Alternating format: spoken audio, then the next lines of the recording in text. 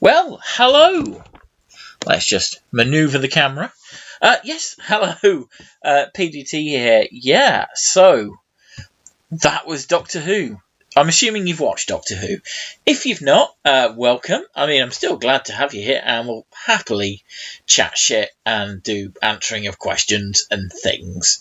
But I'm also kind of assuming that people are coming in because of the title will have watched Doctor Who.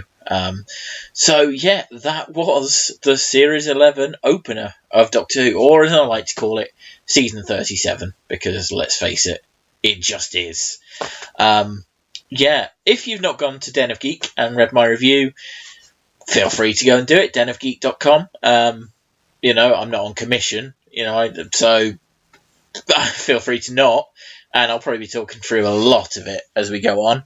I don't know if anybody's actually going to join me and have a look at this, but hey, if you do, if you don't, brilliant. I'm just going to put out the call. I like to go now.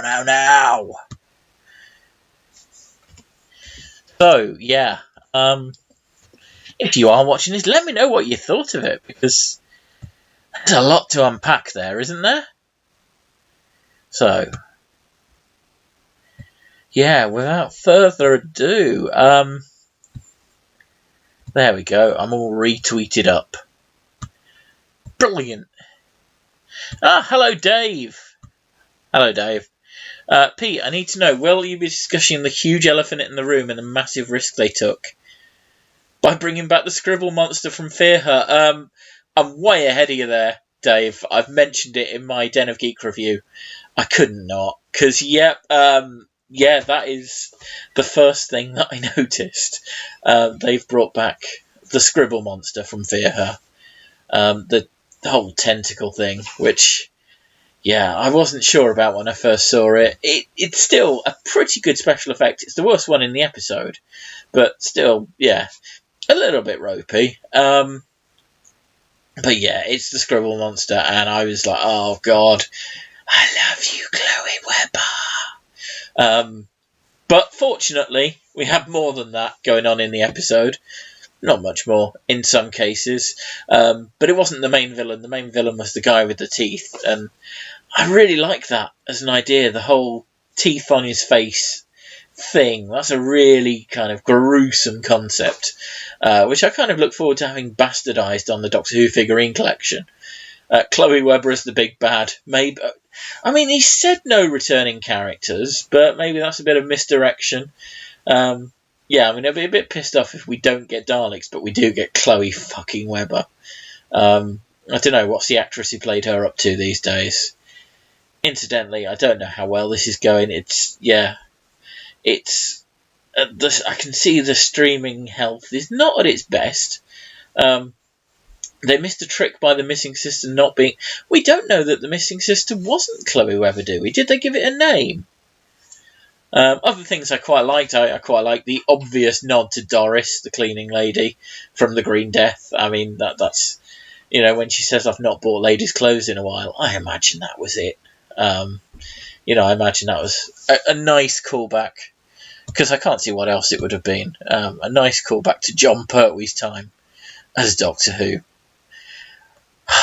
Yeah, so I'm just looking at the Den of Geek review comments. Someone saying the plot holes hadn't occurred to them. We'll get on to that. Yeah, the one thing I'd not seen... oh, yeah, that's just a Discord notification. Stream's okay at your end. Cool, I'm going to plough on anyway. Yeah, the one thing I hadn't seen on the preview copy that I watched, because if you're just joining me, I watched it on Tuesday, and then I kind of sat and wrote my review in sort of half-hour chunks, because with this, it's kind of hard. Half-hour chunks, sort of 20-30 minutes writing, like half an hour to an hour in bed resting. That's how it went. Yeah, my arm's still not good. Broken shoulder. The things I do for Doctor Who fandom, and of course for my own CV, which is relevant because I'm getting made redundant at some point. So, but it's nice to have it out there now. Wow. This just in, my mum, who is something of a skeptic about Jodie Whittaker, and about the fact that there's a woman doctor, has just texted me, because I said to her last night, "Are you excited?" She said, "I am." No, I am not. My mum was really not up to the whole female Doctor Who thing. She's just texted me saying, "I really enjoyed that. She was good." Which, I mean, wow. That is unexpected. I was hoping to give you a bit of angriness from my mum. Actually, she just loves it. I've got to say, I didn't universally love it. I mean, that'll become obvious from my review. I would say it was kind of a 3-star episode. Who's just joined? Hey, Quinn, how you doing? Yeah, we're just starting to talk Doctor Who. Did you watch it? So, yeah, I thought it was a bit of a difficult one. I mean, first episodes of a Doctor are always a bit hit and miss. And the main problem for me... I mean, I've got 2 main problems, really. First of all, the plot wasn't great, and the plot is always kind of flimsy. What is Doctor Who, says Quinn. Yeah, very good. The plot's always kind of flimsy for a Doctor's first episode. And, Doctor Who episodes have been constructed from far flimsier plots. But at the same time, yeah, there was some clumsiness in there. Just some unnecessary clumsiness. Hey, Crimson Bands, how you doing? Yeah, feel free to just jump in with your thoughts and things, and I'll cover them. Otherwise, I'm just going to keep on talking, but I'll cover them and address them as they come up. So yeah, there was clumsy stuff in there. I mean, I liked the fact that the team got together so quickly and efficiently. What I didn't then like was the whole DNA bomb thing, which was just such a contrived way of getting keeping the team together after they've kind of had this initial coming together. You've got this whole sort of slightly contrived thing of, that you've got bombs inside you, so you'd better hang out with the Doctor. Crimson Band says, I was hesitant about Jodie, but she's just secured it for me, and I love it. She is the Doctor. I mean, that is fair enough. I agree, totally. Sort of by the end of the episode, it was weird for me. My feeling is that she came in very sort of gung-ho, and I love that initial scene on the train. I think I like the way she kind of talks Yaz out of calling for backup. I think that was really doctory. The whole kind of sidestepping the person who had died. She was just completely not interested. I really like that, and then it kind of petered off after that, because this is my other problem with the episode. I can't be arsed with post-regenerative trauma. Not in 2018, I'm not convinced that post-regenerative trauma has ever been a great idea. I mean, think of the TV movie, the 96 TV movie. Sylvester McCoy regenerates into Paul McGann. Paul McGann then spends half the running length not knowing who he is. It's just a bit much. And I think this would have really benefited from not having that middle third where she's just kind of a bit sort of manic and a bit. The way I described it to someone earlier in the week was she was like a less intense David Tennant. Sort of during that middle section, there was no depth there. It was just mania, sort of caused by the fact that she's a bit haywire, she's a bit post-regenerative. We could do better, I think. So yeah, what have we got? Lonely God said he'd guessed about Grace, just as I couldn't see any reason Graham and Ryan would go. I mean, that's fair. I was saying to my girlfriend, but yeah, I've got a girlfriend. Before this started, I was saying, I didn't get that Grace was. I didn't think for a second that Grace was going to be killed off, because it's one of those weird things where, being a sort of informed fan, and following the casting and things actually worked to my detriment in a sense, because as far as I knew, Sharon D. Clarke has been cast as a recurring character. So you kind of go, well, I don't know why she's not going to go with them, but she's part of the series. She's Graham's wife at home. She's Ryan's nan at home. So I was shocked. I was genuinely shocked. Maybe a misdirect was like with Susie and Torchwood. I think it was a bit of a misdirect. But then we don't know that she's not coming back. I mean, that's the thing. As I've said in my review, it's not like people haven't died in their first appearance and then come back. I mean, Jenna Coleman, Sean Dingwall as Rose's dad in the first couple of series of Doctor Who. He popped up specifically to die, and then we got Parallel World Pete. So I'm not convinced we're still not going to see her.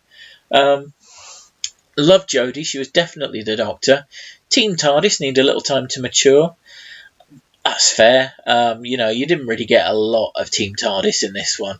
You've got them, but yeah, I don't feel like I've got a handle on any of the characters particularly yet. Especially Yaz and Ryan. I don't know what they did. They're spunky young people at the moment. By the end, I was enjoying it. Didn't like the dark, moody, suspenseful tone of the whole episode. Hopefully it was quite somber, wasn't it? But at the same time, there was still a lot of humour in there, or at least attempts at humour, certainly in the Doctor's dialogue and things. And the one proper belly laugh of the episode for me was when the exchange between Grace and Graham, where she says, is it wrong that I'm enjoying this? He's like, yes! Howard is the best says, I like the Cyber Lord. He was gold. Yeah, we'll get on to that. I'm trying to cover them in order. I think Chibnall dealt with the post-regeneration well. She isn't knocked out for too long and basically carries on. Yeah, I guess so.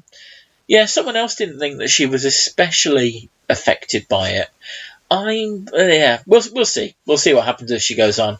I felt she was a bit too manic in that sort of middle third when she didn't know who she was, but there we go. I'm enjoying the new monster since it's the unknown, says Crimson Band. Yeah, I as I say, I liked the Stentor. I think he was a bit too similar to,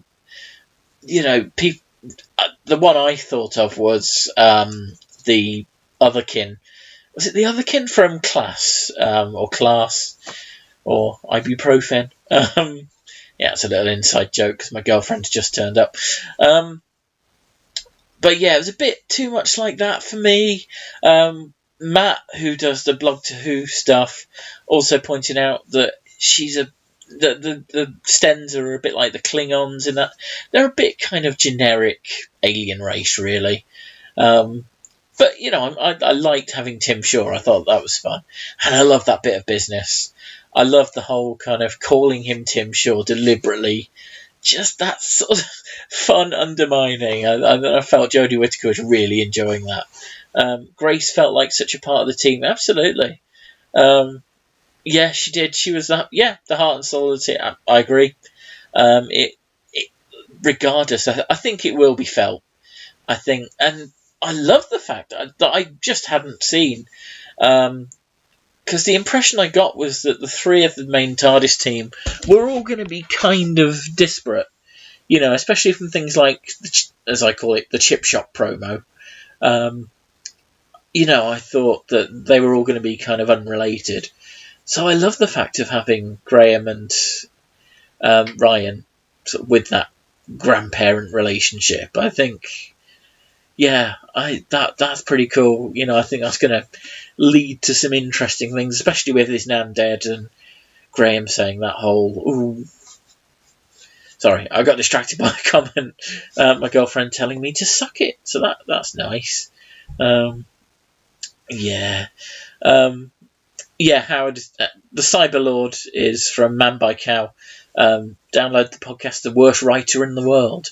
Not the worst writer. That's something completely different. TARDIS is 5. I love the ending. It made me so confused. Like, what the fuck? Where is the TARDIS? That's a good question. I don't know if we're going to see the TARDIS next week. I hope so. You know, I know the TARDIS is in the series. We've got Chris Chibnall kind of giving it all. Oh, will we ever see the TARDIS again? Yeah, we will. Yeah, it's in the promo shots, guys. Come on. But we might not see it next week. You know, I would assume, because I know episode 3 is the one with Art Malik, I think. Might be next week's one, actually. But, you know, you've got stuff in the past and things, hopefully. But then Jodie Whittaker did say that she's had to learn phrases like vortex manipulator. So that does suggest maybe we won't be seeing the TARDIS again just yet. Bradley Walsh surprised me. I was expecting for him to drag me out of the world, and as he's so familiar, but he did. I thought Bradley Walsh was great. It didn't occur to me for a second while watching it that he was the host of The Chase. You know, even though obviously I know that he is. Yeah. Sarah says, suck it, blah, blah, blah.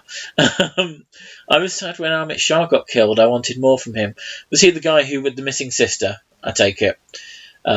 Sorry, I know I'm quite a way behind. It's not lag. I can see quite a few messages, but I'm just trying to get through them one by one. I wasn't sure about that whole thread. It felt like it was complicating things. The thing with him missing his sister, and then he gets killed, and they don't do anything about the sister, even though the monster says, you know, we keep them between the cusp of life and death. And you don't really. Well, I mean, you do. But why doesn't the Doctor go, oh, hang on, we can rescue them? Who knows? Where does this come in your list of best first adventures? I'm just going to think of the New Who ones. And I think I enjoyed it more than Deep Breath, but it was shorter than Deep Breath. Deep Breath was a slog. I would say it's fourth after, in no particular order, Rose, Christmas Invasion, 11th Hour, then this one, then Deep Breath. I mean, Deep Breath stunk. It was horrible. Bradley telling her not to wind him up was great. Yes, no, I did enjoy that. I wanted Ryan to ride his bike to do it for his nan. Yeah, but I think that would have cheapened it. You know, if you'd have had the whole slightly cliched thing of, oh, now he can ride his bike at the end. That'll be Ryan's story arc. He'll be riding his bike to save the day by the series finale. Maybe he will. I mean, the dyspraxia thing was quite interesting I liked that, the fact that Chris Chibnall has clearly thought about the characters and who he wants them to be beyond she's a lesbian who becomes a puddle at the end. And that was one of the more developed companions of the Moffat era. Nice first team parallel. They haven't chosen to go with... like the original team. I see what you mean there. I hadn't thought of it that way, but that is quite cool. Yeah. Sparkrat says they have to follow... I think maybe they'll follow up on the bike thing. I mean, obviously they'll follow up on the dyspraxia thing. I think that'll pop up again. But, yeah... Deep Breath was terrible. Which is best, the chase with Bradley Walsh or the chase with the mechanoids? Oh man, that's a tough one. I quite like both, to be honest. But the chase with Bradley Walsh doesn't have Peter Purvis doing a yeehaw accent, so I'm going to go for that, for the chase with the mechanoids. There's a whole Mulder vibe with the missing sister. Yeah. Did you mean they have to follow up on that at some point, the whole missing people thing? I'm not sure they will. I mean, I know Matt from Blog to Who thinks that the Stenza might become a recurring... I'd quite like them to become a recurring race. It seems maybe there's a bit too much set up. But again, I don't really want to see them, because I think if you see more of them, they're just going to be quite generic. Chris Chibnall's way better than Moffat. See, I'm not with you on that one. I think every showrunner has their strengths, and admittedly, we've only seen this episode of Chris Chibnall's actual show running thing so far. My inkling is, Russell T Davies was not great at plots sometimes, but he was amazing at characters. Stephen Moffat took it the other way until his plots went up his arse, and then he wasn't particularly good at plot or characters. But originally, he was very good at these sort of clever plots and not great at the whole characterization. And Chris Chibnall, I think we've gone back to the more sort of characterization focused, and maybe that's better. I think overall, you can forgive a lot if you've got characters that you care about and relate to. The only decent seasons of Moffat are 5 and 6. 7 is ... 8 and 9. I don't agree about 8 and 9 being down the drain. I quite enjoyed a lot of Capaldi's era, certainly a lot more than some people seem to have done. Not universally loved, though. Not allowed to say that. Quinn saw Deep Breath in the cinema. I'm sorry, man.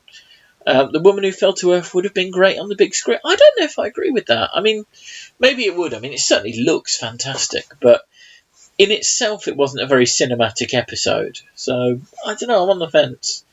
They should do a special of the chase with Peter Purvis, William Russell, and anyone else who's still alive, with a Dalek as the chaser. I don't know, would a Dalek know? Surely a Dalek would just know too much. The Dalek who knew too much. There's a plot for you.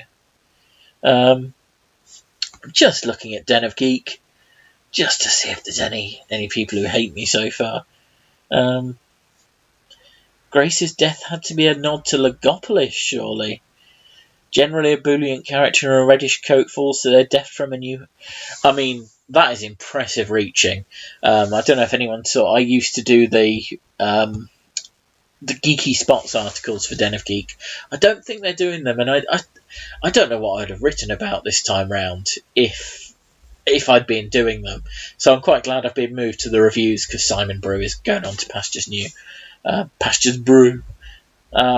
But yeah, I don't know what I'd have written about, because there wasn't really much in the way of those. Sith Lord thought it was dull, that basing it on Earth was a massive mistake.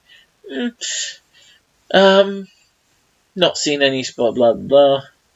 Didn't feel like Doctor Who at all does not compute yet. Mostly, yeah. Sir Belvedere the Wise says mostly harmless, and I think there's something to be said for that. I mean, what? Okay, easy with the... I mean, nobody's said anything about my review specifically, but I'm just... Easy with the Tonic says, can't fault the production values, music, etc., but some of the dialogue was cringeworthy. I will agree with that. There was some slightly awful dialogue. I mean, I still don't like Jodie Whittaker's biology.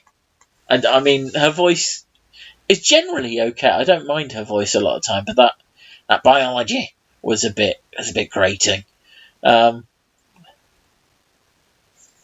I'm surprised no one's moaned about how the Doctor could survive that fall. I mean, I've moaned about it in my review over on Den of Geek. I've very much said I'm not sure about this. Yeah, I hope we find out how she survived, because if not, there's a problem there. If we had Chris Davis... Who's Chris Davis? Crimson Mant? And Moffat all working together, Doctor Who would be epic. Oh, Chris Chibnall, Russell T Davis, I see. To say it didn't feel like Doctor Who is so dumb, it was so like everything that's happened since it came back. I mean, yeah. In the 15 hours of regeneration, the Doctor can't be killed. I think that. No, I'm not allowing that. You can... She grew a new Jodie Whittaker, says Howard. You can lop off an arm and grow that back. But unless Jodie Whittaker had kind of fallen in just with a massive splat and been a puddle, and then just regeneration energy, and she kind of forms herself. My review was great. Oh, thanks, Quinn. Yeah, I mean that's... Yeah, I genuinely appreciate that. It's a big thing. Oh, hey, Shotanus. Bradley Walsh was Bradley Walsh. See, again, I have to say, I thought Bradley Walsh was really good myself, but yeah. She did turn into a splat, but they didn't show it. There was one line of Jodie's that... Jodie had some really cheesy lines, certainly in the middle of the episode. There was one bit I really hated, and I didn't mention it in the Den of Geek review, but I really don't like the bit where they sort of got in the car, and she just sort of... just in case the audience hadn't been following, or in case you tuned in sort of late, she sat there going, right, so you're his grandmother and you're married to him and you went to school with him, so you guys know each other and you guys know each other, but you guys don't know each other. I was like, oh, really? Is this a show aimed at children? Crimson Band says, yes, it is. Yeah, biology of cheesy. I mean, overall, I like that first scene, but yeah, the odd thing that Easy with the Tonic says is, I felt I was being repeatedly hammered on the head with gender politics and related stuff. Jodie needs to tone it down. I mean, I can't agree with that. That's bollocks. Utter bollocks, actually, because the whole gender thing was barely in it. And, I thought that, I love that. The fact that, they sort of, she had a line about it, she had a line near the end about I've not bought women's clothes in a while. That was it, when she said not anymore in relation to Tosin's phone, she proved she can't make a stand. Oh no, she can make a standard joke funny. Thank God for that. I was like, oh well. And yeah, people are starting arguing about SJWs and things like that, because that was always going to happen. Someone's calling Skylark as the Ark. Was Skylark in it? Yeah, right. The gender thing just wasn't a thing. You're right, Shotanas. They kind of belaboured the point about his dyspraxia. That, well, they did. They mentioned the dyspraxia more than they mentioned the fact that the Doctor's a woman now. So that was quite fun. But yeah, the meta bit about change and moving on. I know what you mean. That was in it, but yeah, that wasn't gender specific. Yeah, Quinn says not a single piece of gender politics in the entire episode. And yeah, at no point did she say, oh, being a woman's brilliant, much better than being a man. Fuck being a man. I'm a woman now. I've got boobs and a brain. Didn't have a brain when I was a man. Brilliant. Yeah, did she? I don't think she said brilliant in this episode, did she? I felt like that was probably going to become her fantastic catchphrase, but maybe she did say brilliant. Maybe she said it loads. But yeah,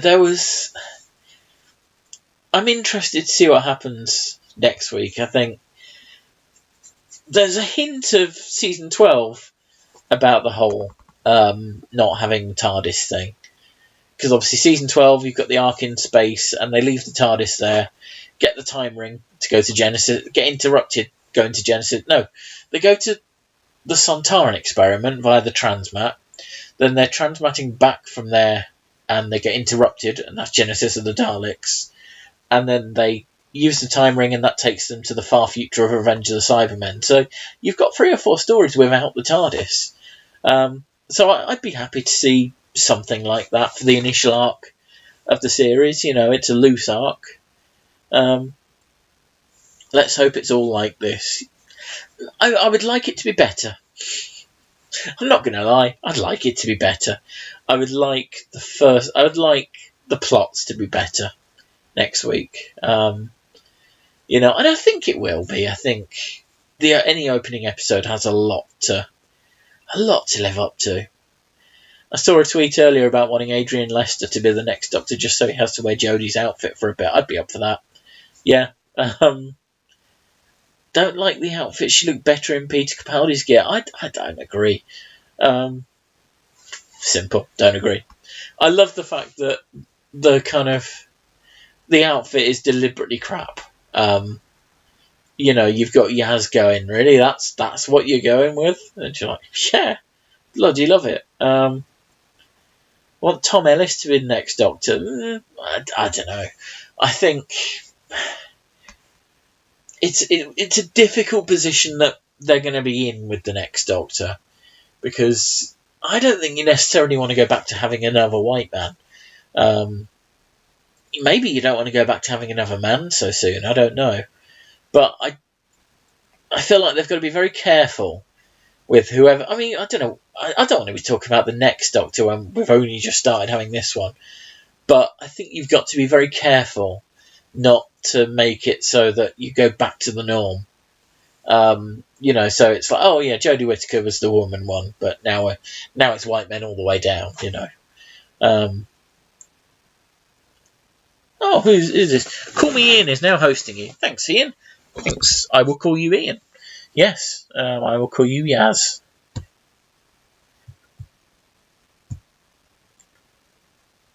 Oh, for God's sake.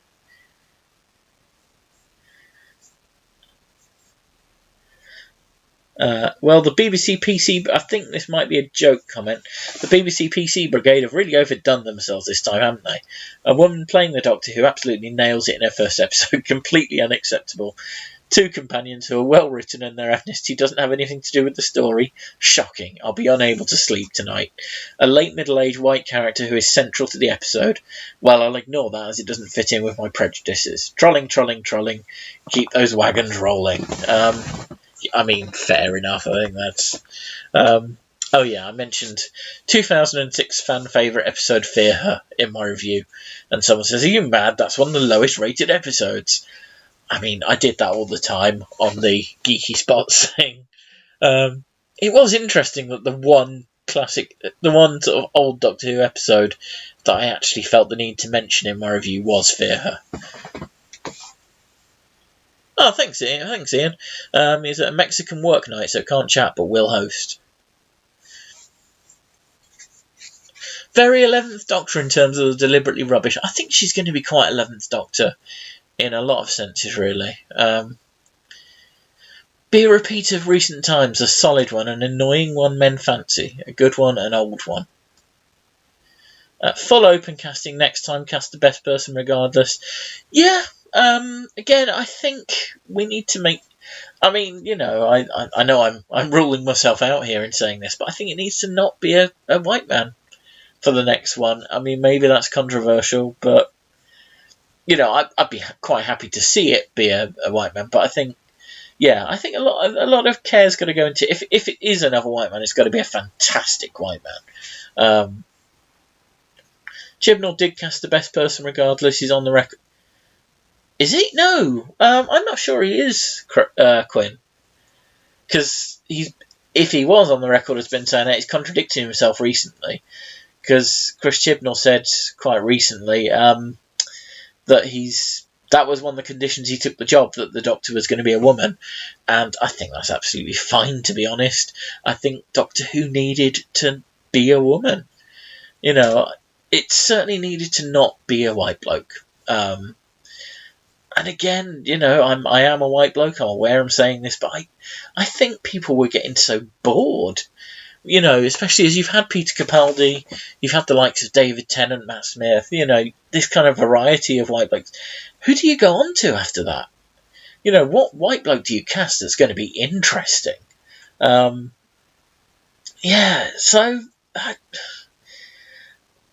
the next Doctor is going to be chosen on skill, so I don't care. Yeah, hopefully. Are we at the stage of considering Fear Her a classic episode now? Well, no. It will never be. I know she just made her sonic screwdriver in a basement with earth materials, but it looks horrible. Like a spoon/G-spot vibrator. As the first person I've seen being specific about the kind of vibrator that it is, because I'm not familiar enough with vibrators to sort of know this. It doesn't look like the kind that I've seen, because the kind that I've seen look like penises. But yeah, I'm willing to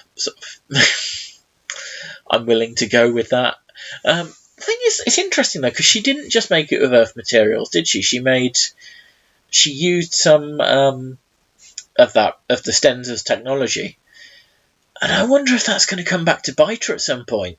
If the Stenzer do become a race that sort of is prominent in the series, I can't help but wonder if the fact that it's built with that, she's going to get trapped on their planet, try and use the sonic, and of course it doesn't work because it's built from their stuff.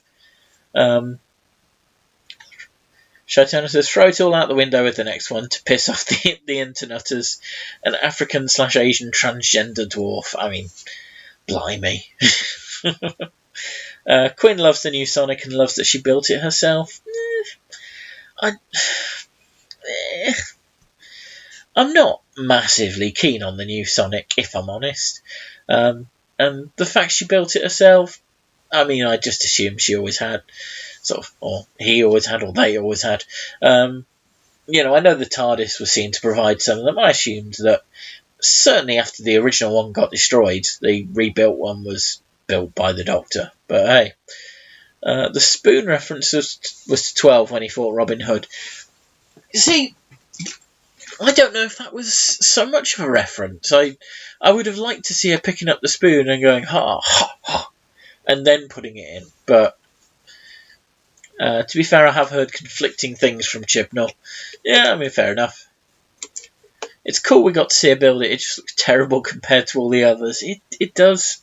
Yeah, I mean, I'm not a fan of it, but I don't like the yellow. I think it's the yellow that annoys me more than anything. I wonder if all the Stensers take teeth or if others take other prizes. One with ears attached. I mean, you could go down that road. There's some nasty body horror you could have there. Sort of people's tonsils and things, and yeah, appendices. Just someone with arms coming out of his face. Just came back and her advert was for Doctor Who. How apt. What have you been up to in the meantime? What's been better than my stream? Don't answer that.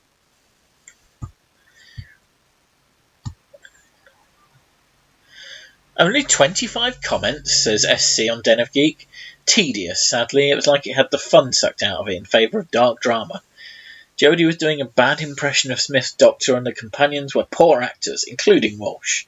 And no theme tune, unforgivable. Oh, Jesus. There was a theme tune at the end. I don't know if he'd tuned out by then, but too early to tell how it's all going to pan out, but I'd say the early indications are good. Not perfect, but a very promising start. I mean, yeah, I think there's a really solid foundation there. And I just kind of hope that they build on it. I want to see this TARDIS team have stories which are good. And yeah, because that wasn't a proper story. Oh, okay, you've been watching Steve from Go 8-Bit stream. Keith killed Steve a lot. Chisley did a thing. Fair enough. Yeah, I don't know if we're going to get proper Dark Angry Jodie, but this episode did. I'd got fears about whether she was going to be able to do the intense stuff, and I think she nailed it. I think she had at least a hint of the sort of angriness. I don't know if we'll ever see her go full Time Lord Victorious, but yeah, I'd be interested to see that. Quinn. Quinn says, one with clits attached to their face. I mean, only if you can have one with testicles attached to her face as well. Yeah. No, no. I mean, the more you think about that one, just no, Quinn. No, mate, no. Sarah wants to know how Jodie found such nice clothes in a charity shop. She only ever finds granny dresses. Yeah,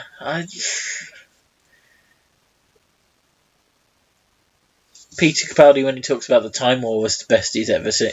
Yeah, I mean, I'd love to see something like that, but whether we will or not, I don't know. Lonely God says the guest actor promo at the end went on a bit, half expecting a returning character. Yeah, towards the end it felt like there were several of them who were, the pacing kind of made it seem like they were meant to be special in some way, and every time it was someone like, I think I know who that is.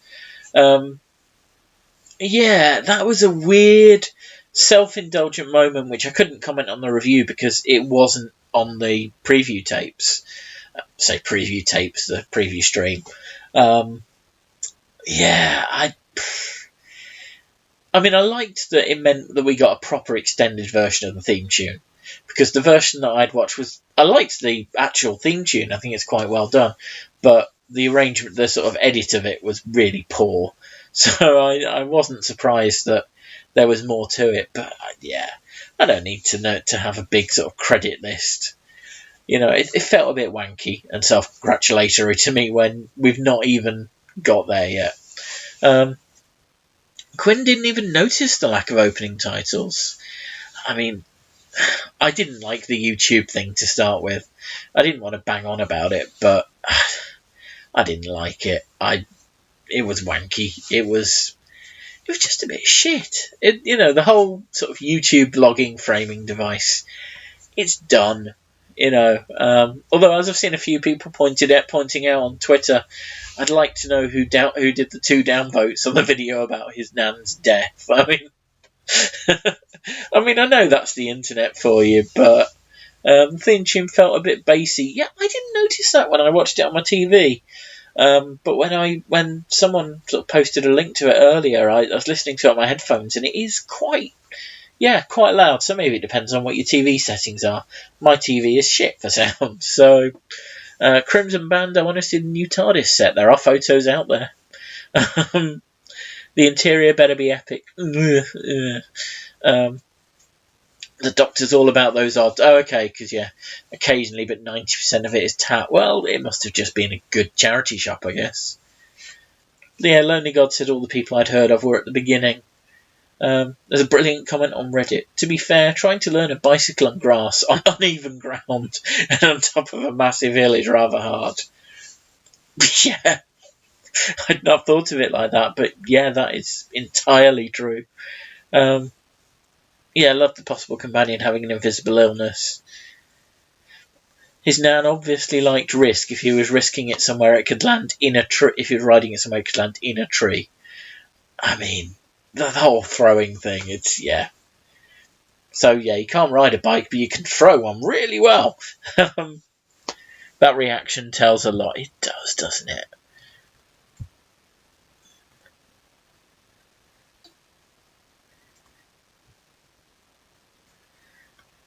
Given that the episode was written by Chris Chibnall, it could have been worse.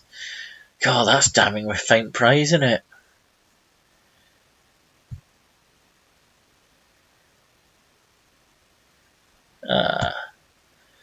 Mike's commented on my link.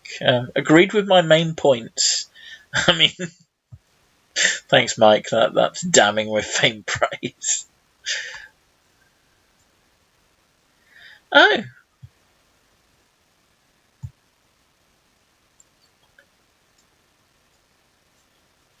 Right. Sorry, I'm just trying to manage multiple things here. It's not hard. I can't ride a person, but I can throw them very high. Sarah. That's. Oh, I can't ride a person. Yeah, no, yeah. That's true. We've tried. How bad is the interior? I don't know, because the only photo of the interior out there at the moment, the lighting's not, as you're going to see on screen, it's very much a photo of the set.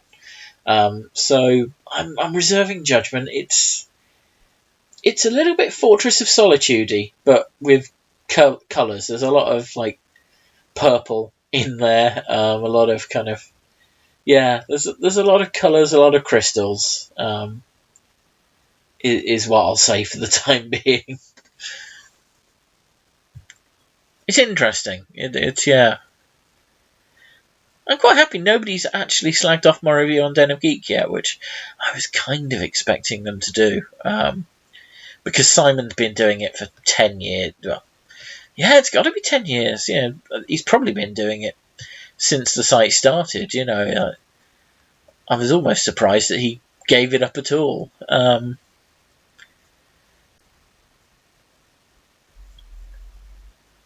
So yes, it's nice that people haven't been complete dicks. Sounds intriguing. Yeah, the photo is out there. It's been out there for a few months now, actually. That was one of the very early leaks. Just trying to see if there's anything that I've not talked about, because...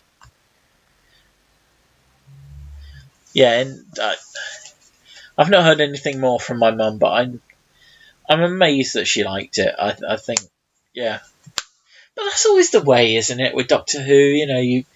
I remember with Matt Smith, I was so horrible. I was mean. I was nasty.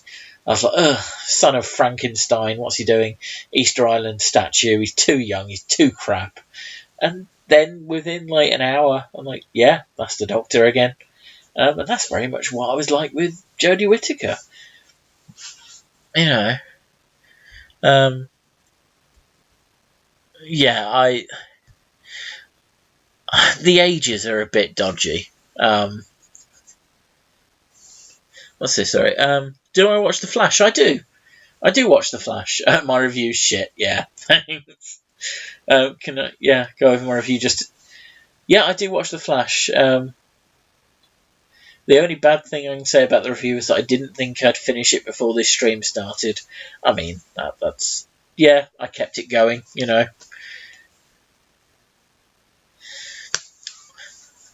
I don't know which comment that was. I've got a lot of things on there. Yeah, the ages are a bit dodgy, aren't they? Given that both Yasmin and Ryan are meant to be like 19, 20. They're not. I mean, I think it was that Tosin Cole is 26, Mandeep Gill is 30, and you know, Sharon D. Clarke is only 52, so she's the gran of someone twice her age. No, the gran of someone just half her age.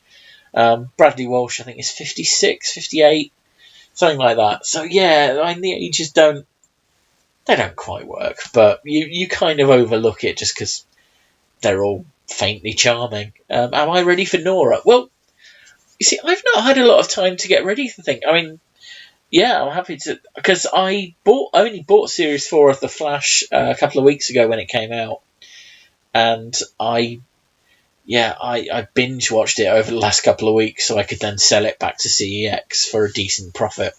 Not profit, but a less of a loss.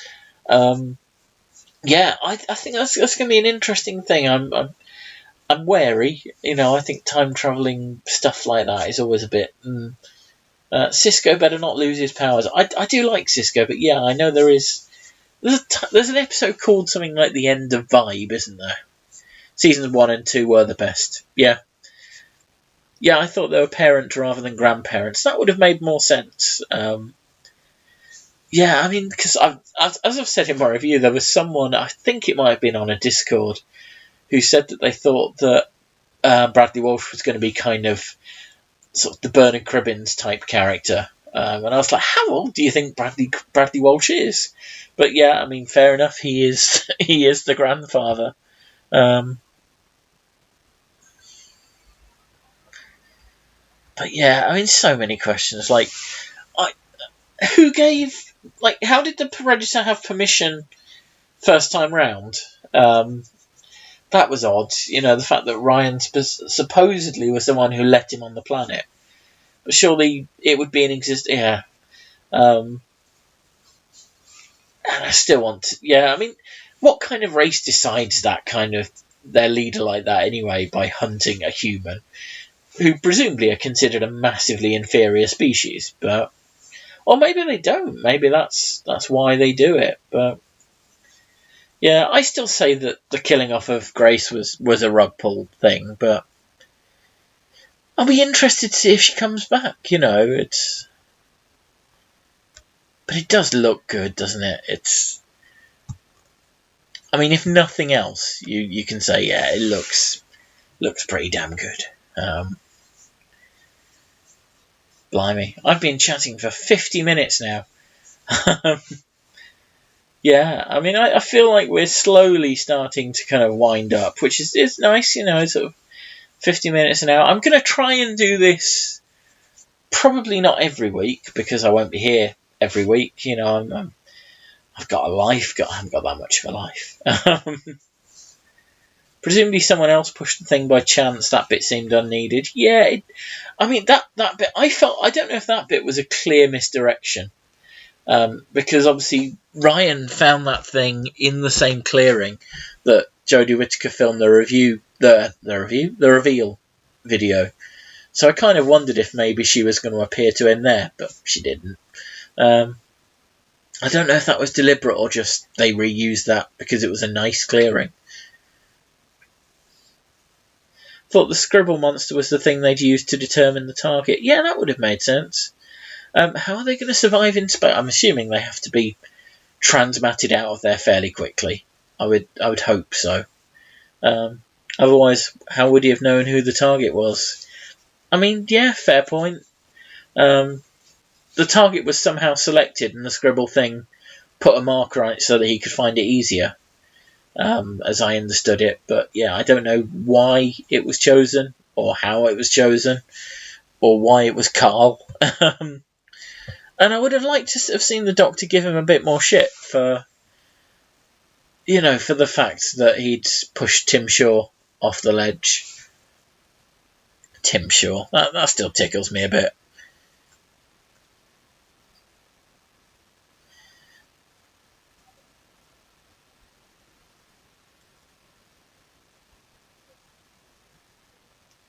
It's going to be divisive, which isn't what the BBC needs after the low ratings of last series. I think it... I don't know about divisive. I would like... Again, I think the whole post-regenerative thing does work against it. It slows the whole story down. It slows the character down. Blah, blah, blah, gender politics. I mean, generally, people on Den of Geek are actually being quite reasonable. They tend to be. Wait, wouldn't Ryan be the target since he let them on Earth? That would make more sense. Yeah. Chibnall decided not to go that way. I think. Yeah. I don't know. I still don't know how I feel about a series run by Chris Chibnall. I think he's not a perfect writer. Yeah, we'll see. Okay, I think we're about ready to wrap up, aren't we? I think everyone's sort of said the things they wanted to say. Yeah, I mean, I'm excited. I think I'm relieved as much as anything. I think Jodie Whittaker just is the Doctor. I always felt like she probably would be. And I certainly always hoped she would be. But yeah, towards the end, you forget very quickly that it's a new act playing the Doctor. It's like, yep, this is the same sort of idiosyncratic, whatever the Piers Benger says, the same sort of daft, idiosyncratic character who we've had for the last, 50-odd years. Jodie has my trust and faith, I'll give it a chance. Yep, I think that about sums it up nicely, to be honest. Yeah, so like I say, I'm going to try and do this kind of more often, sort of at least once every couple of weeks. I should be able to do it next week, but again, it just depends on what other stuff I have going on, and not a lot. My life isn't that busy. But yeah, thank you for joining me. This has been really fun and really nice to be able to just chat through it with fans. And we've not had any dicks turn up, which in a way has been a shame. I suppose Sarah was here, but apart from that, we've not had any other dicks. Yeah, I didn't see the other Doctors in her in a sort of conscious way. It wasn't like Chris Chibnall put in like, oh, here's a Sylvester McCoy, but yeah, I mean, she was the Doctor. I think David Tennant, Matt Smith was the most obvious influences. But yeah, she's just that character, and that's really cool. I think she will have won over a lot of the people who were sat there going, oh, I don't know about Woman Doctor. I don't know if they were doing it in that voice, but I suspect most of them were. She's won over my mum, which I would say that in itself is a hell of an achievement, because my mum was so like, why you can't, the Doctor can't be a woman. The Doctor can't be a woman. It just can't. So there we go. Yeah, so I tell you what, I am going to send us all over to where most people have been watching. Most people that I know have been for the last hour or so, including my girlfriend. I'm going to send you over to Steve McNeil from Go 8-Bit. Quinn says I'll play the role of the Dick next week. I mean, yeah, she had her I'm the Doctor moment, which seems traditional now. Yeah, It wasn't as good as, I would say, the 10th or 11th. I would say it again better than the 12th Doctor's moment where he sort of grabs her hand, and yeah. But it was a pretty cool moment, and I've been happy to watch it. So anyway, yeah, if you want to hang around, you'll get to watch some Alien Isolation from with Steve from Go 8-Bit, which, I mean, that'll be a thing, won't it? You know? So it's just okay. But yeah, I really am grateful that you've all come across and done this, and I'm definitely not just killing a few moments while I type in the host command and get myself ready. So yeah, but no, genuinely, this has been great, and I will see you next time, where Quinn will be playing the role of the Dick.